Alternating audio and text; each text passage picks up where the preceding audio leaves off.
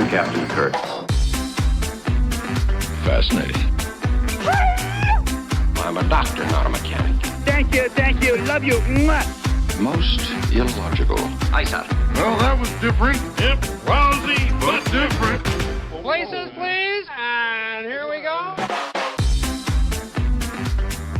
Welcome, ladies, gentlemen, salt vampires, chickens, and things to episode 44 of the MuppeTrek podcast. I'm Jarman. And I'm Steve. We're here to compare, contrast, and confer about our two favorite franchises. And what are those, Jarman? They are, of course, the Muppets and Star Trek, and we do one-to-one reviews of the Muppet Show and Star Trek, the original series. And this week we have the Muppet Show with special guest Cloris Leachman and the original series episode, The Trouble with Tribbles. Woohoo, the classic. Before we get into that, Jarman, do we have any feedback this week? We do a little bit of fun feedback, responding to our Don Knotts Wolf in the Fold / Sandwich Day episode with Lou Gaudio from Robots vs. Dinosaurs podcast. Muppet Profiles on Twitter said, we watched the Don Knotts episode a few days ago. Lullaby of Birdland is one of our favorite Muppet Show moments, which is funny because you don't have that on Disney Plus, which is great. But right, that's wah, wah. Yeah, but I'm glad Muppet Profiles you're able to find somewhere to watch that within its entirety. That is good. So, but thanks for the little shout out there, guys. We appreciate it. Thank you. So, Steve, tell us about the guest star this week, Cloris Leachman. Well, she's an American comedy icon who just recently passed in January. With 22 Emmy nominations, she is the most nominated person in Emmy history. I didn't know that. And her and Julia Louis-Dreyfus are tied for most Emmy wins at 8. Wow, that's crazy. She won Best Supporting Actress, the Oscar, in 1971 for The Last Picture Show. And after that, she got hooked into the Mel Brooks gang of ensemble players and was in a bunch of his movies. I forgot about that. That's true. What does our audience know her from? Well, she stayed really relevant through the majority of her career. But what I know and love her from are movies like Beer Fest, Young Frankenstein, and Spanglish. Spanglish. This week on The Muppet Show, on stage, Kermit comes out to introduce Cloris, is ambushed and replaced by a pig. Gosh darn it. Kermit the pig continues the introduction as normal. Piggy gets mad and then realizes that she's going to be the star of the show. And then we get That's Entertainment, a Broadway-style show just brimming with pigs. Kermit the pig introduces Cloris, who accuses him of not being Kermit the Frog until he ribbits and wins her over. We then get a lovely performance from Cloris where shows off her vocal range performing a compilation of opera music, which ends in Stout-Hearted Pigs as she is joined by Mountie Pigs. Afterwards, we get introduced to Fozzie Pig, and Statler and Waldorf actually like the change. Mm-hmm. Following this, we get the Swedish Pig, who uses the classic blunderbuss to make popcorn. After this is Vegetarians Hospital with all pig doctors and nurses who are treating fruits and vegetables. And it is filled with all the puns that you would expect. All the puns. The Muppets News Flash is a pig anchor. This is real weird. It's a weird story about Bunsen Honey Pig, who has changed a pig's ear into a purse, but Vincent Van Gogh Pig is really mad about it. Because it's probably his ear. Next is Pigs in Space. The swine trek is under attack from some alien thing. Link is preoccupied with the spot on his uniform. The thing attacks the ship, turns out to be chopped liver, and has a very stereotypical Northeastern Jewish accent. It's very odd. Kermit the Frog races out on stage, introduces Cloris's closing act, stranded on a desert island with Sweetums. She fears she's going to be eaten, and they perform a nice little song just in time. And I think his name Bear Lion, Dog Lion, something joins them. The other big scary puppet. Oh yeah, probably don't know his name. Dog Lion. I think it's Dog Lion. Backstage this week, Kermit and Fozzie are locked in the boiler room by pigs. Gonzo gets thrown in with them and brings a spoon. They try to dig their way out, and then Scooter comes and reveals that someone had a hog calling contest next door. Yeah, next door. Kermit races on stage to thank Cloris for closing out the show and for guesting, and she reveals that she is the one that called the hog calling contest. Suey! She hog calls, and that is what we call the Muppet Show. Indeed. John, what did you think of this week's episode of the Muppet Show with Cloris Leachman?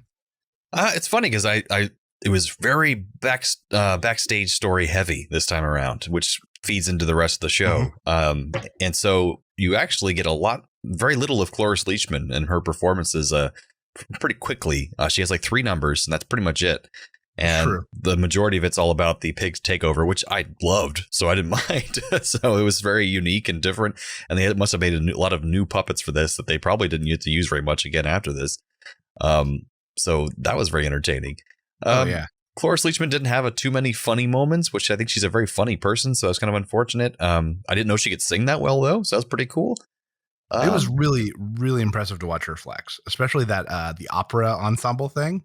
Yeah, and I looked up online. It's like, I thought, is that really her voice or is that a voiceover? And I looked up and it's like, apparently she was a classically trained singer, and her first Broadway job, she got like immediately. Her first thing she auditioned for was because her voice was so good, and she got in the musical in Broadway. So I had no idea. She doesn't get to sing very much. So that's pretty cool.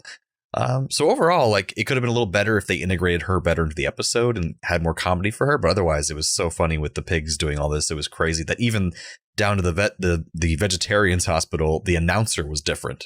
And you could tell that a pig had taken over the announcer position for that. That was so cool. So good little details like that were pretty fun. I agree. I think Cloris connected well for the time she was with the Muppets. I loved how much she got to flex, but you're right. She didn't have a ton of big numbers. That being said, the numbers she was in were substantial. And they were fun. Yeah. The operetta thing was like 5 or 6 songs back to back. The island thing at the end was a really long piece. That's true. But you're right. She didn't really get to flex the funny bone. Maybe she wanted to try other things that she doesn't normally get to do. So I guess I think that this is the best backstage plot. Yeah, it's a lot that we have seen up to this point in the Muppet Show. It's like a real adventure happening, basically, like completely separate from the guest. That's right. And equipped with a Deus Ex Machina. Sweet. Music this week. Mm-hmm. That's Entertainment by Schwartz and Dietz from the 1953 MGM film The Bandwagon, featuring Fred Astaire. It was written more than 20 years earlier for Broadway and starred a younger Fred Astaire. Oh. Who debuted it on Broadway. The opera medley, My Hero from Oscar Strauss, and from the operetta The Chocolate Soldier, about a Swiss mercenary who seduces a bunch of women and then turns out to be a traitor of some sort. My life story. That's right. Sweet Mystery of Life by Young and Herbert. This is used as a reoccurring gag in Young Frankenstein, which also has Cloris Leachman in it. That's where I heard it from. Like, I knew that song, that part of it. Oh, sweet mystery of life, I finally found you. Serenade by Sigmund Romberg. The story of a prince who goes to college to sow all the oats and then ends up falling in love. Don't you know it? Stout-hearted men from the operetta The New Moon. A French revolutionary escapes to 1792's New Orleans, falls in love with a girl, gets arrested and sent back to France, forms a mutiny, and then takes over an island. Where do they find these songs? And then after the French Revolution, he's forced to renounce his royal title. There were so many Broadway musicals that none of us have any idea about. Oh, yeah. Bunch of fillers, Just in time for the musical The Bells Are Ringing by Comden, Green, and Stein. It was on Broadway in the mid-1950s. It's about a woman named Ella who works for an answering service until she falls in love with one of her clients and everything changes. All these musical and operettas and stuff that were on Broadway, like, we had no idea. Nope. Jerm, what did you think was the best Muppeteering moment this week? I kind of cheated, but I was so surprised and delighted by the pig versions of the other Muppets. So especially Kermit and Fozzie. I was just like, that's amazing. They had to make that just for this episode. And it was just so, and the guy, I don't know if it was the same person playing the pig Kermit, but he did a great impression of Kermit going toward at the end of everything. I think it's Dave Goles. I think that's the guy who normally does Gonzo. Oh, gotcha. And then just like the Fozzie moment, costume was great. And it was just like all of them doing their impressions of each other. Yeah, which would have been so much fun backstage for them, I'm sure. So those were a lot of fun. So that's my favorite kind of Muppet. In the same vein, I really dug that as well. And I'm going to give it specifically to the Swedish Pig. Oh, yes. Because that was my favorite version of all of those. Yeah. I was surprised to see it. The pig offtakes, that was the one I liked the most. That was pretty good. So, Jordan, tell us about this week's episode of Star Trek, the original series. Oh, well, of What course. did we watch? We watched The Trouble with Tribbles. Go figure, huh? Mm-hmm. So The Trouble with Tribbles, we have the Enterprise en route to the Deep Space Station K7 after receiving a Priority 1 distress signal. And they arrive and find they were summoned by Undersecretary Nils Barris, weird names throughout this whole episode, who abused the use of the Priority 1 signal just so he could get protection for his shipment of quadrotriticale grain. I said that right, I think. Kirk is not too pleased with this because he thinks it's an abuse of using the signal 1, but he's very annoyed with Barris from the get-go, and that goes on throughout the episode. But since the Undersecretary outranks Kirk, technically, he's obliged to provide the protection for this grain before it gets to the colony it's going to. So Kirk, while he's there, he's like, well, I'll let the crew take shore leave in the station while they're here. But at the same time, a group of Klingons also take shore leave there. And they're citing the Organian Treaty that we heard about in episodes past that says they're allowed to take shore leave in a place as long as they don't destroy anything. And they're led by this charismatic Captain Koloth, who is the same actor we saw play Trelane not too long ago. And an interstellar trader named Cyrano Jones, which is a great name, is there hawking his wares at the station's bar, including selling a furry little creature that he calls a Tribble. And they're super cute and cuddly, and they coo and make cute noises. And Uhura is there, and she's immediately taken by them. And when the bartender sees how much Uhura is into this Tribble, he's like, ooh, I could make some money off this. So he decides to buy a bunch of them from Cyrano Jones. So Uhura takes the Tribble back to the ship, where it very quickly reproduces like crazy. But the crew loves them, and even Spock is taken with them, which is a really funny, cute moment. But when they're around Klingons in the bar in the station, they yell and freak out. They're like the only people they don't seem to like. So another fun scene, while we're on the station bar, Scotty and Chekhov and other Enterprise crew are drinking and having, relaxing. And the Klingons start causing trouble by insulting Captain Kirk to the crew, and then eventually insulting the Enterprise itself, which is too much for Scotty to take. So when he breaks. That's when he breaks, and he gets into a fight. It's a real funny moment. Big, long bar brawl. But that forces Kirk to reprimand them and cancel the shore leave. And Undersecretary Barris is now very wary of the Klingons being there because they're causing trouble, and he's really worried about his quadrotriticale grain and getting out to its colony. And he thinks Cyrano Jones is actually a Klingon agent just causing unrest and trouble for this shipment. But meanwhile, in the Enterprise, Bones and Spock are concerned about the rapidly reproducing Tribbles and how they might be in danger of consuming all of the food on board the ship. And that makes Kirk suddenly realize that maybe the grain is in trouble back in the station because the Tribble's eating it all. So he runs back to the station and goes to the grain stores, but he finds out he's too late because he opens the bin and all thousands of Tribbles fall onto him, and they've eaten all of the grain. So Spock and Bones discover while they're there that many of the Tribbles who just ate that grain are already dead, and that more are dying, and that maybe the grain was poisoned.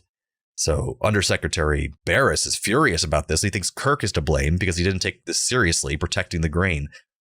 And meanwhile, Koloth is also insisting Kirk apologize for his crew being so rude to the Klingons while they're there. But just then, Barris's assistant walks in, and the Tribbles go crazy, and they're freaked out by him.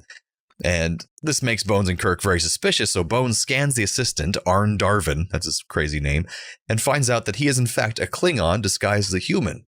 And eventually he admits that he's the one who poisoned the grain.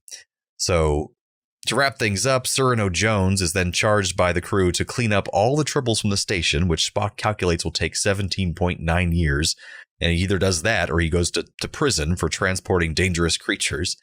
And before the Klingons depart from the station, the Enterprise crew, without Kirk knowing, transports all the remaining Tribbles from the ship onto the Klingon ship, causing, I'm sure, further chaos. And we'll find out what happens with that later on in Star Trek, but it's in canon and it's pretty exciting. Wow. So, Steven, what do you think about this episode? So, things I liked. I liked that it was kind of a gentler episode in some ways than we're used to. That being said, the bar fight scene is probably the best done fight scene in Trek so far. Yeah, I could see that.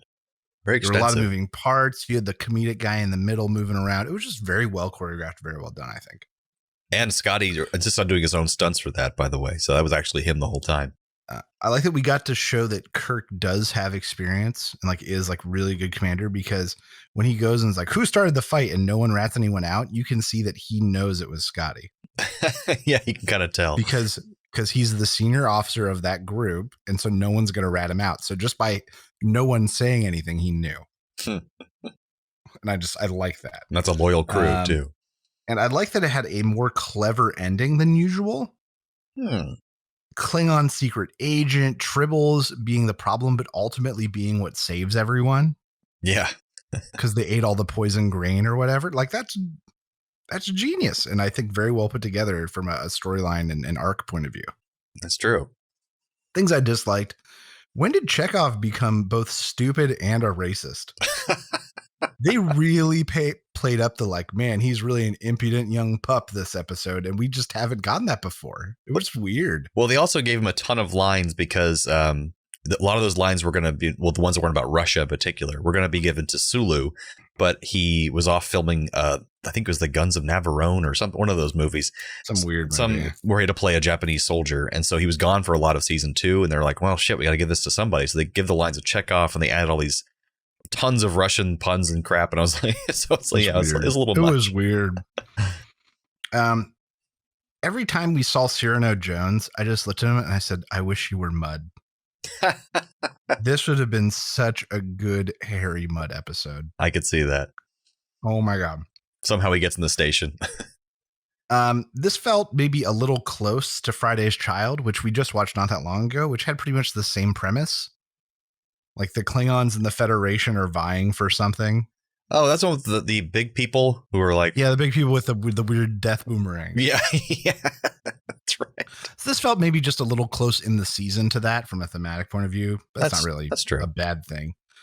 And I guess my question to you is, why do the Tribbles seem to have an almost magical hold on some people and none on others? That's true. It's kind of like that's not really explained very well. And I wish they would have just done the normal shtick, which is their old go-to, which is everyone's affected but Spock. Or sometimes everyone but Kirk. Like even Spock is affected by some episode. They don't explain it, but for some reason Kirk's able to escape the thralls. Can withhold it. So I just maybe wish they had dipped a little bit more into that, but even that's not a huge detriment. Yeah. So kind of like a upper echelon episode here then. I would say this probably goes like top 4, 5, 6 sort of range. I would totally agree. There are many, many worse episodes than this one. Yes, and this is pretty darn good and very solid script, like you said. So it works out pretty well. Well, yeah, we got some trivia for this baby. Hope you're ready. Buckle in. Obviously, there was a lot of buckling in. So people have really delved in deep in this episode because it's a crowd favorite. It's on the top 100 list for like the top episodes of Star Trek of all time. So fun thing, to create the one Tribble moving on its own on several different scenes, the prop supervisor bought a battery-powered toy dog and stripped it down to the mechanical works. And once recovered with fur, including the toy legs, the prop moved on camera along the railing on the Enterprise bridge without wires or external assistance. But the toy was so noisy that all the dialogue in the scene had to be looped with ADR, which was pretty funny. The scene in which Kirk is buried in an avalanche of Tribbles, which is very famous, lots of memes out there for it, took 8 takes to get right. The Tribbles were thrown into the hatch by members of the production crew from above. The crew members were not sure when to stop because they were unable to see the scene. This is why additional Tribbles keep falling on Kirk one by one. And William Shatner can be seen looking perplexed as to why more Tribbles keep falling on him. The noise the Tribbles make was a combination of dove coos, screech owl cries, and air escaping from balloons, which is kind of makes sense when you think about it. I can see that. Yeah. When Dr. McCoy figures out that the Tribbles are in a perpetual state of being pregnant, this marks one of the very first instances in American television of the use of that word, pregnant. Ironically, Desilu Productions, the original company behind Star Trek, was forbidden from using that word during the I Love Lucy episode. Lucy is enceinte, so the word expecting was used instead. It's like the first time in television that word pregnant was used. Crazy. He only got away with it because it was about furry little balls. Exactly. And he even said bisexual, too. He said that in the episode as well. They did. That's crazy. And no one batted an eye. According to Because David, they had the doctor say it. yeah, exactly. It's very medical. David Jarrell, one of the producers and writers of Star Trek, said that after this episode, Tribbles were found around the set for the rest of the show. Like they couldn't stop getting rid of them. Like they just were hidden places because there were they did 500 actual prop Tribbles for this episode. The pile of Tribbles near the end that the Kirk is in was actually created by gluing Tribble props around a large wire frame, which is why William Shatner stood in the middle to give the illusion of mass numbers, when really there's only 500 Tribbles total made. This is obvious. We look at how the Tribbles are piled up and none have landed on the floor at Spock's feet, which is kind of funny. So this is a fun one. In David Jarrell's book, he writes a whole book called The Trouble with Tribbles, kind of like all about the production of this episode. Apparently, originally Cyrano Jones was going to be an unscrupulous traitor who kind of knew what he was doing. He was less bumbly, and it was going to be played by Boris Karloff, which would have been pretty darn cool. Wow. Frankenstein himself. Frankenstein's monster, excuse me. And Koloth was so well liked from this episode that he returns 27 years later in the Star Trek Deep Space Nine episode Blood Oath. So we have that to look forward to. And we also have the consequences of Scotty transporting the Tribbles onto the Klingon ship. They go on far past this episode because eventually they become an ecological menace to the entire Klingon society, and they consider them mortal enemies of the Klingon Empire. So they actually go down to even exterminating to them so much that they go to the Tribble planet and destroy the entire planet. Holy crap. So yeah, Tribbles are now mortal enemies of the Klingon Empire after this episode. So it's pretty funny. That's nuts. Yeah, it's good times. I would watch that movie. Oh, I would too. Yeah, absolutely. There's them fighting Tribbles. So I think we have some Trek connections now. Oh, damn do we. Both Cloris and William Shatner appeared on Last Week Tonight with John Oliver relatively recently, a segment about planning for retirement and avoiding hippo attacks. Oh, I think I saw that. That was amazing. There was a show in the late 50s to early 60s called 77 Sunset Strip. There was an episode called 88 Bars, which featured not only Cloris Leachman, but also DeForest Kelley, Dr. McCoy, and Grace Lee Whitney, who plays Yeoman Rand in season 1 until she was sexually harassed and run out. Very cool. A connection I have that apparently this episode was loosely based off a short story called Pigs is Pigs by Ellis Parker Butler, which directly relates to the episode of Muppet Show we just watched, which is pretty crazy. My gosh. Anyways, what you got? Also, as usual, Cloris Leachman was on 3 episodes of The Love Boat. And as we've discussed before, many people that were in Star Trek and many fellow Muppet Show guest stars were also on The Love Boat. So much so that we now have a button for it. We have a Love Boat button because it comes up so often. This is nuts. Wait, so you said Cloris Leachman was on Love Boat and with who? 3 episodes. Oh, 3 episodes. 3 different episodes. Which everyone else was. I don't even need to name the names because it just comes like so many guest stars on Star Trek ended up on Love Boat. So you just say she was stars on Love Boat. Love Boat is like the common thread. Yep. Pretty much. Which means that after we're done with all of these shows, we'll have to go through and review The Love Boat. Of course. That just goes without saying. We'll be one of 3 podcasts that has done such a thing. Are there any similarities? These were kind of the same episode. Oh, very much so. Both feature invasions, Tribbles and pigs. Just like you can't eat the Tribbles because they're too cute, Leachman couldn't eat the veggies because they were too cute in the very beginning of the episode. Both have agents in disguise, the fake Klingon, and then Kermit the Pig. That was my second one. Oh, you bastard. Well, what else you got? Both feature a female becoming infatuated with the said invasion. Uhura with the Tribbles and Miss Piggy with the pigs because she gets to be the star. You are so right. That is very true. That's right. Yeah, that's very true. Weird. Oh, what is that noise? Transporter malfunction. Transporter malfunction. All right, it's a part of the show where we transport one character from one episode to the other episode and vice versa. So what you got for us, Steve? Well, Trek's to Muppet this week. I've got Cyrano Jones coming over and replacing Fozzie Pig. Simply schmoozing the audience and trying to sell things. You can do that very well. I have Kermit transferring over to be Undersecretary Barris. Because I think he'd be really good at being overwhelmed and stressed and trying to get everything to work and hold together. MuppeTrek, I've got the pigs replacing the Tribbles because I just think it would be fine to have more and more puppet pigs all over the place. But it would make the ending really dark when they opened a head compartment and like 500 puppet dead pigs fell out. Yeah, like fully sentient puppet pigs. Just all murdered. Just God. poisoned to death pigs. Just vomit everywhere. So I think it would change it. It changed the feel a bit. Little tone difference there. I had the Tribbles, ironically, transferring over to take the place of all the pigs on the Muppet Show.